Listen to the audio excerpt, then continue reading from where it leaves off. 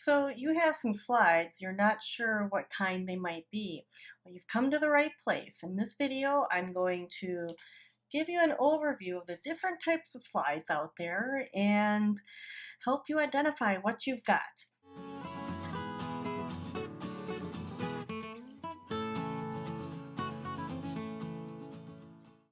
My name is Molly Bartelt and I'm co-founder of Pixology. We help people save their pictures, slides, and movies and film in a photo estate so that the memories can be saved for today, 10 years from now, and even generations to come.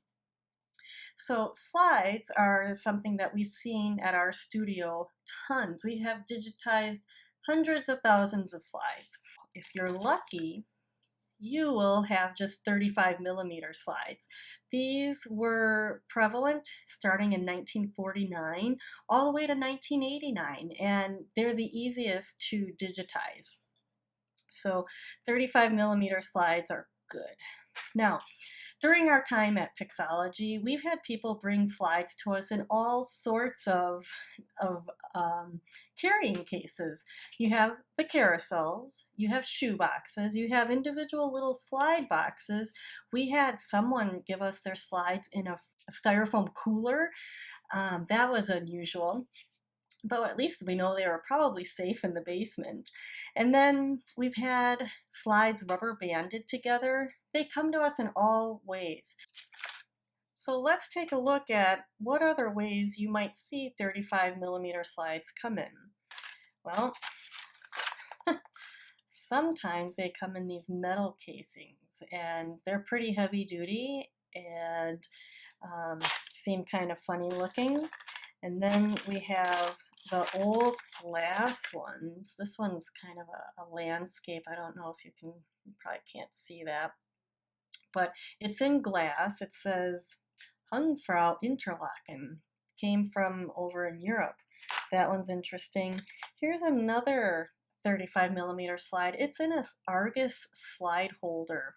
Argus slide changer magazines. People stored their slides in there. In fact, we had someone who brought us in like 40 or 50 of these. You have to take the metal off of them before you can digitize them. The next most common one we see is called the super slide. So here we are. Its picture takes up the majority of the slide holder. And this was common, I think, more in the 50s and 60s. I know my grandma had a bunch of these. Super slides require special scanning because most scanners that are made are fit for the 35mm, and these have to be done on a flatbed slide scanner. Another size that we see is the 126, and 127 kind of goes along with it.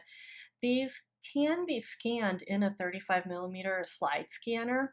You just might end up chopping off a little bit of the top and the bottom, or the right and left, depending on how you orient it. And then you can edit it further in your photo editing program. Okay, let's see, what shall we talk about next? Why would you make a slide this small? I actually don't know. It'd be a good question to learn a little bit more on. These are called 110 slides, and this isn't very common, but you might have a couple of these in your collection as well.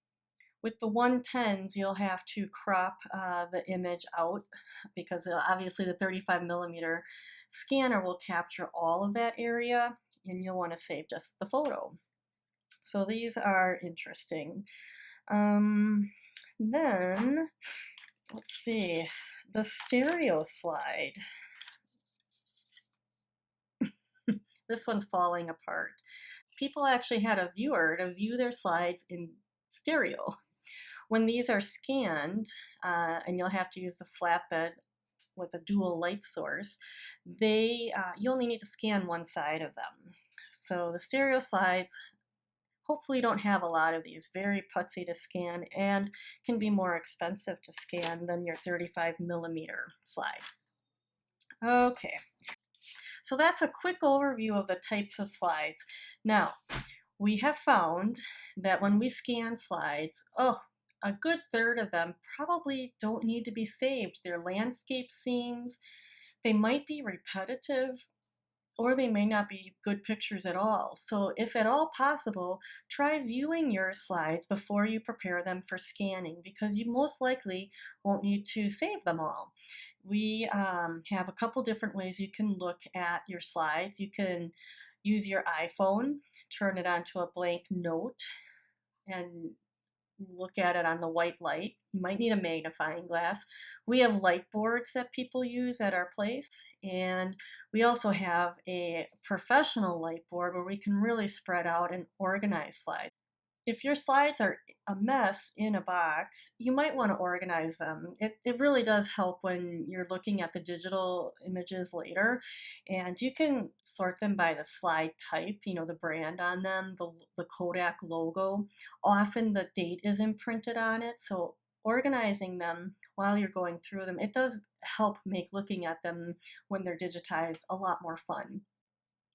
If you want your slides to be safe, you know, for future generations, you put them in an archival box and label them. And the digital images you should preserve in two places, one in the house and one outside of the house, so they're backed up. We recommend Forever. You can learn more about that at the link up above. And that's my quick overview of slides. If you have any questions, leave them in the comments below, and we'll try to answer them. And if you thought this was helpful, click subscribe, because we're uploading videos often enough to help people preserve their memories.